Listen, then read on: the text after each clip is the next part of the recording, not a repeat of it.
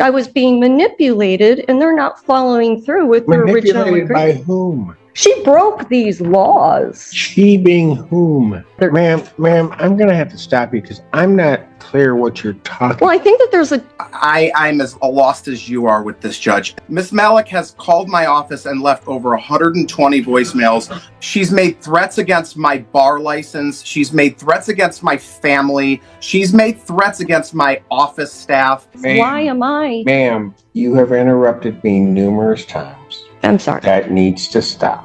Could you please, a little courtesy where this is concerned, please? You've not granted me any courtesy in terms of your talking. Why should I grant you any? I feel swindled. This has to be one of the wildest court hearings I've seen in a long time.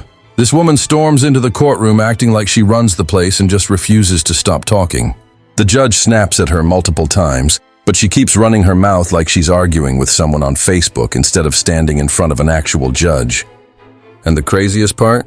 She's only there because she's been squatting in someone else's home and still refuses to leave.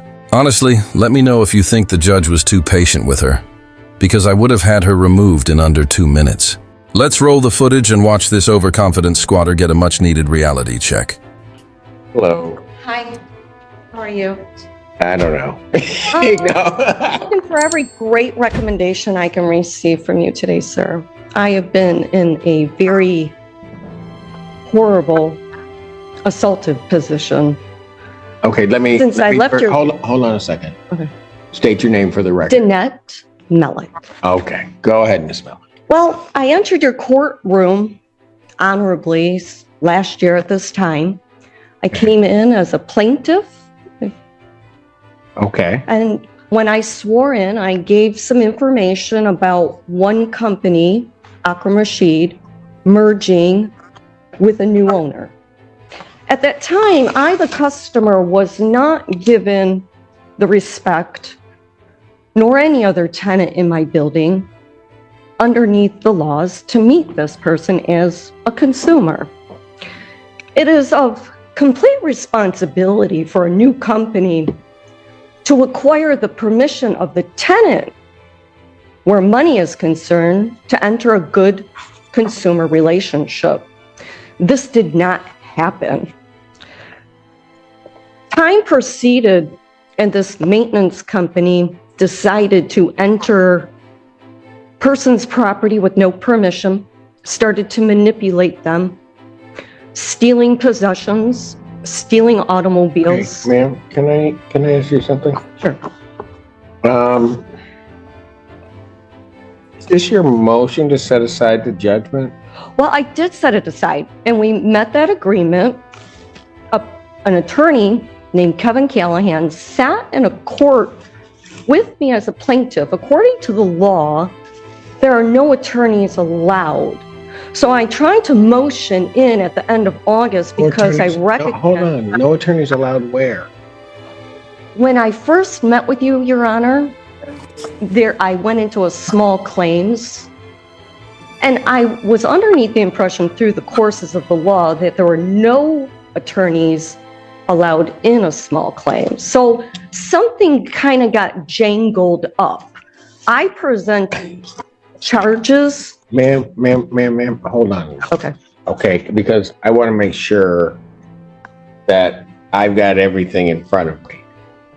Was there a small claims case? Yes. And at that time, we made an agreement. Go ahead. That after August, which was Akram Rashid's current lease, that there were not supposed to be any changes to, yet that wasn't the case, I would be on a month to month. I raised my right hand. Kevin Callahan, yourself, and I made that agreement. He swore to me, my mother, which then reported it to my banks. I reported it to my private attorneys in New York City that managed my work, and I contacted the courts. I talked to him verbally over the phone from his office in St. Clair Shores, and he stated to me that I swear, you're gonna receive that sheet of paper. I waited, and I waited, and I waited. Spring and summer came to fruition, and I called the courts. It's getting, later in the year. Where's the sheet of paper? It was as easy as that. There was no failure of me to make the payment. I still have the finances set aside. I feel like they are trying to retaliate against me because I've continued to make reports. Retaliate? Against you? The same person who hasn't paid rent in months and is treating a month-to-month lease like it's a Netflix trial they forgot to cancel? Make it make sense because I'm genuinely struggling. This lady is radiating pure chaotic energy, loud, jittery, and 100% convinced she's running the show. Age clearly doesn't guarantee maturity, because some people hit adulthood and stay stuck in toddler brain mode forever. Also, can we get a moment of silence for the poor attorney sitting silently in the corner? You can just see him realizing he did not go to law school for this. He's nodding along like, yep, absolutely. Please let this end. Quick legal PSA while we're here. Retaliation only applies when you've taken a protected action, not when you've just been a full-time tenant of chaos with working Wi-Fi. Which is my sole discretion. I have the right to do that.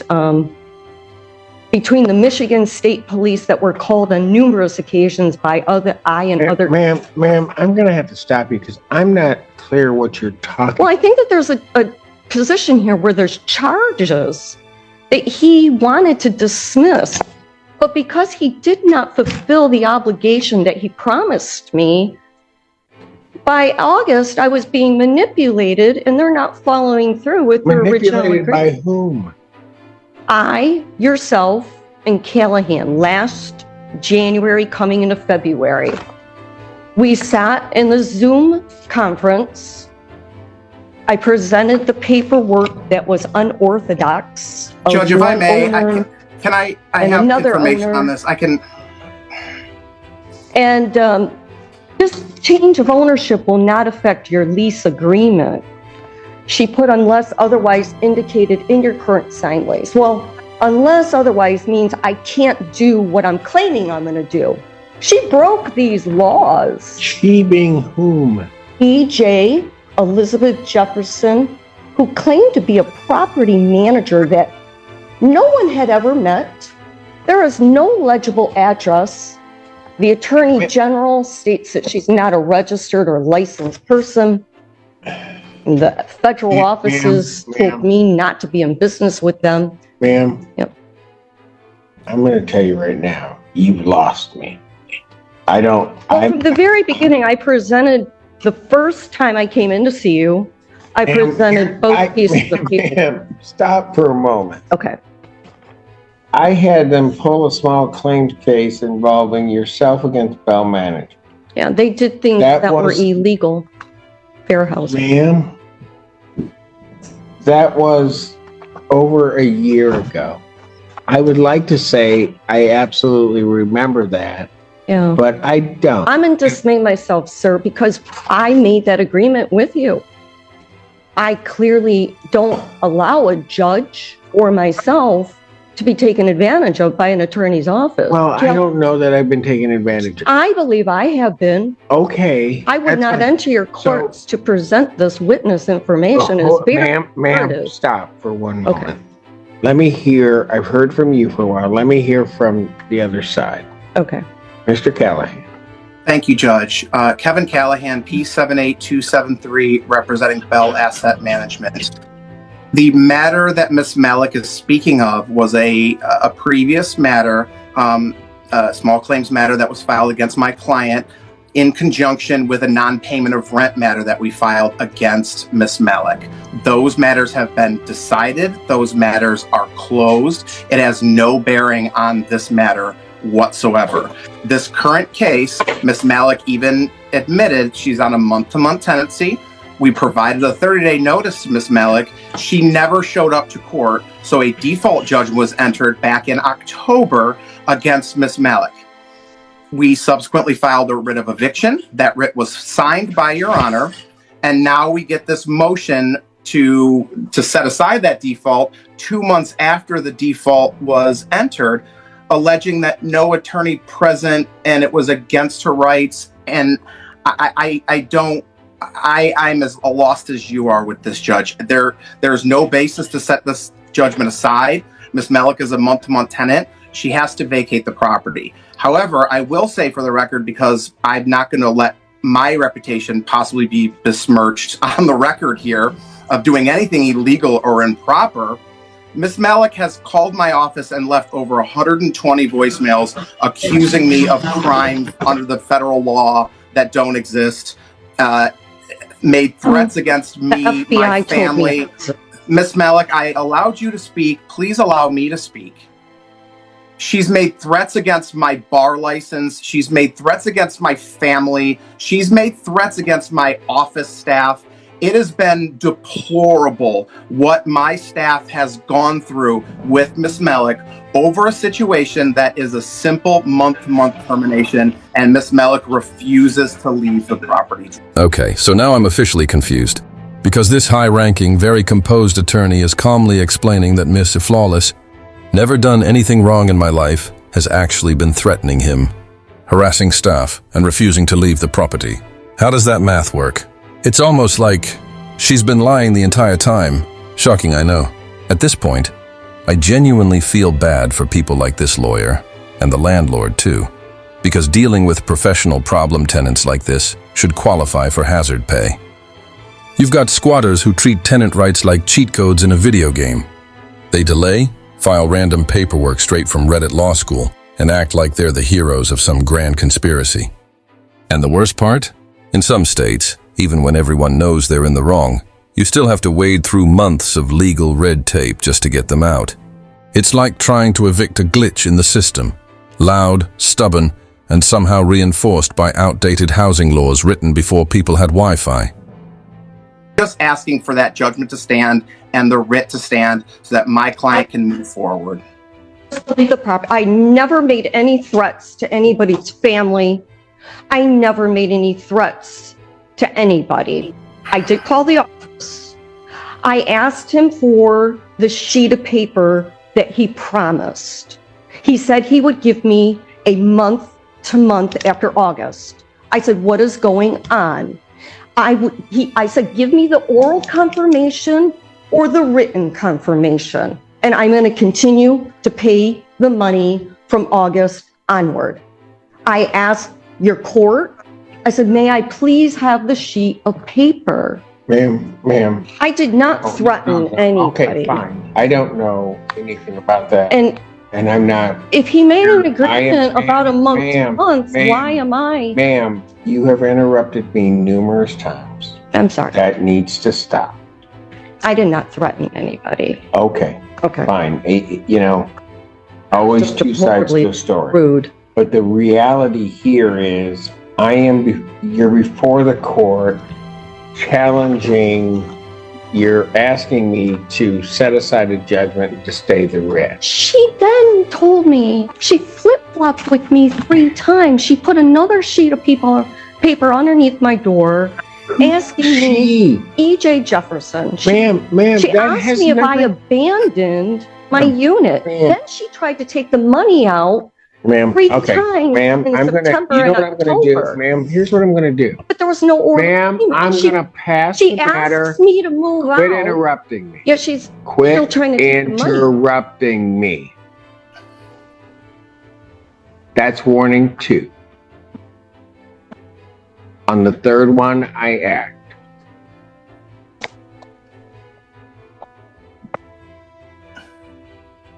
You're before the court to set aside the judgment and the writ. Yes. So that the record is clear, the judgment was entered for failure to appear at 2 hearings. First one being October 6th, and then on October 20th. I issued of 2023. I issued the judgment. Because I thought that the month to month would be honored. That's all. That's all that he gave me. It was all the information I went by, was what I was sworn in. When I'm underneath oath, an agreement is made, nothing happened other than me calling his office and asking for that sheet of paper. I diligently, respectfully, and responsibly, Ma'am, you can have a seat before I find you The judge doesn't need to repeat himself 100 times. This isn't customer service. He's not here to walk someone through Eviction 101, especially when her idea of negotiation is making threats. The landlord wants her out. The judge already signed off on it, and yet she's still acting like volume equals legal protection. Now suddenly, she's trying to offer payment, after intimidating everyone in the courtroom like she's auditioning for a crime documentary. That's not how this works. You don't get to light the house on fire and then offer to buy the ashes. Honestly, I'm surprised the courtroom microphones didn't file their own restraining order, because she has been verbally assaulting them non-stop.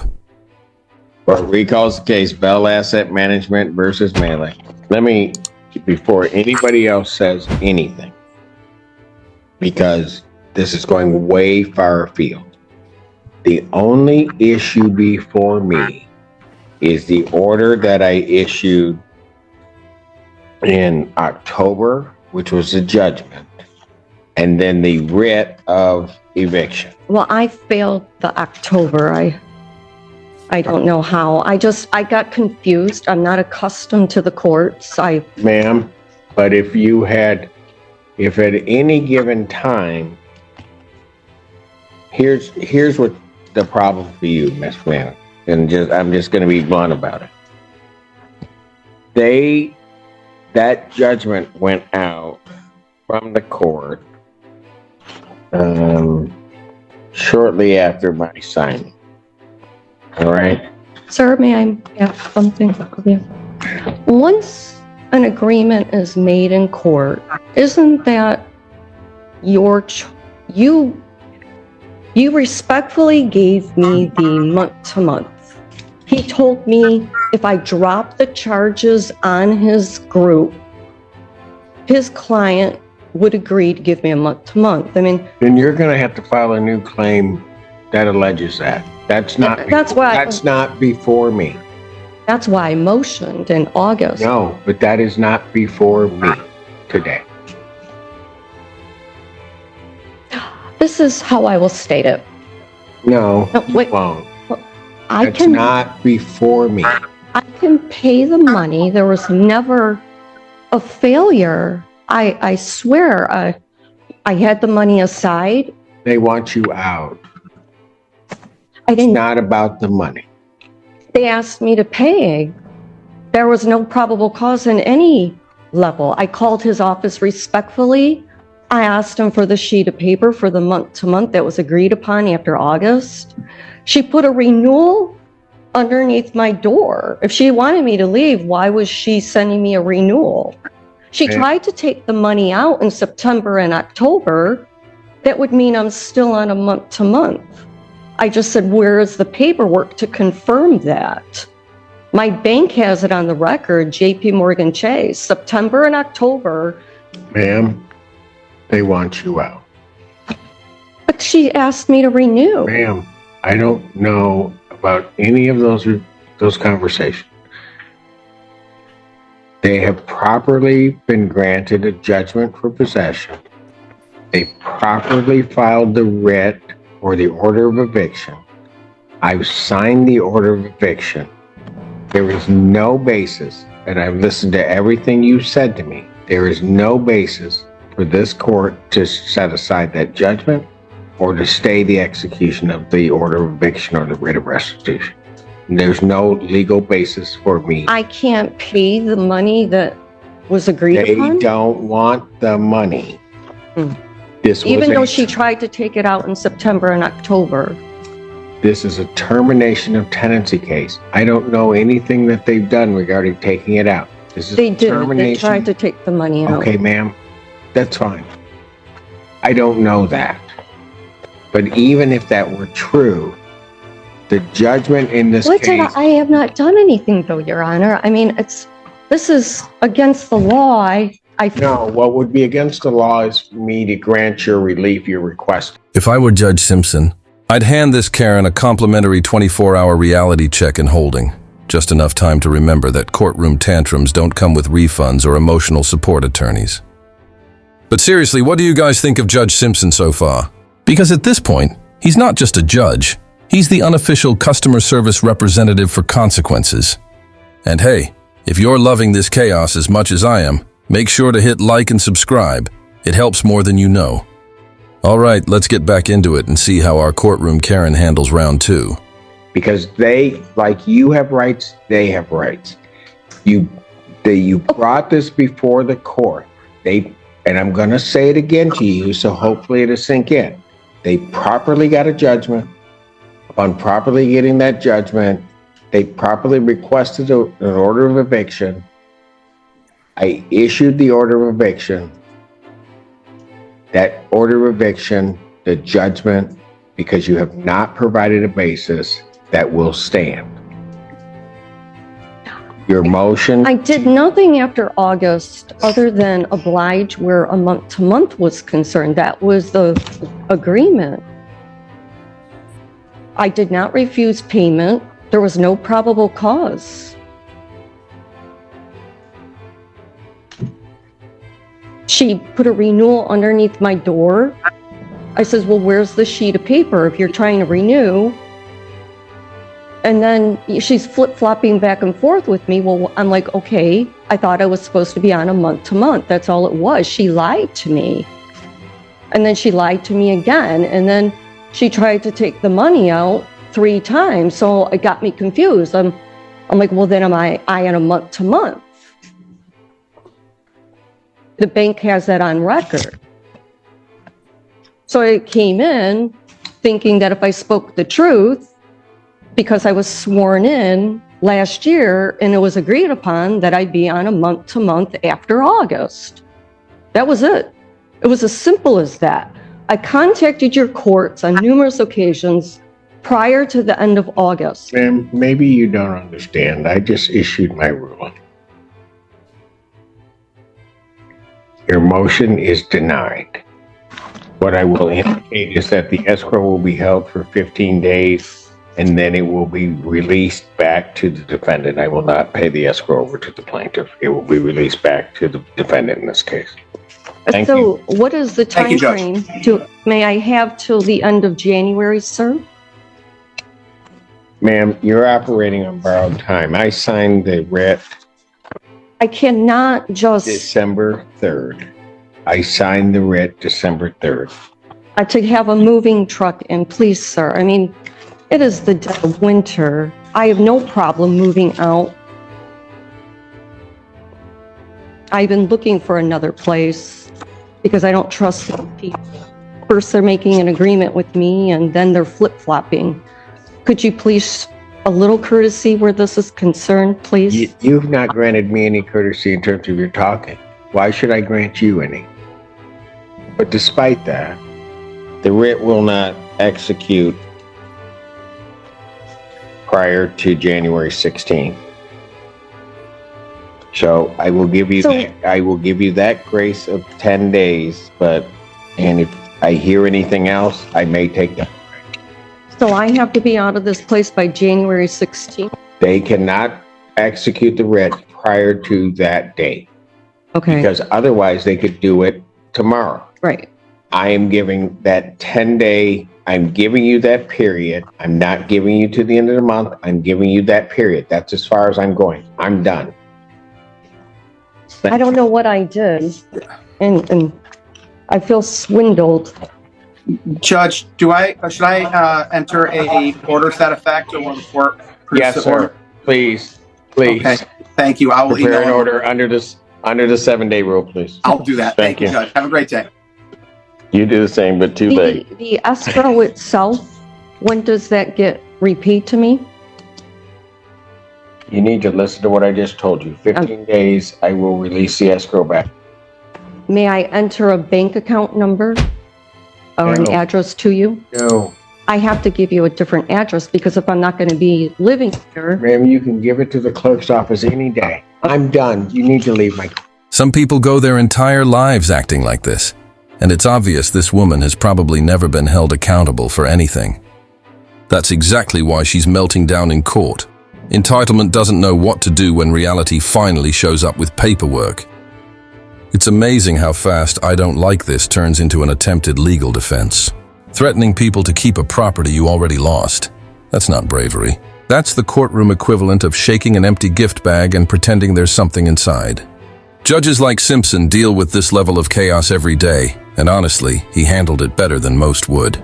He stayed firm, kept his composure, and didn't let her derail the process.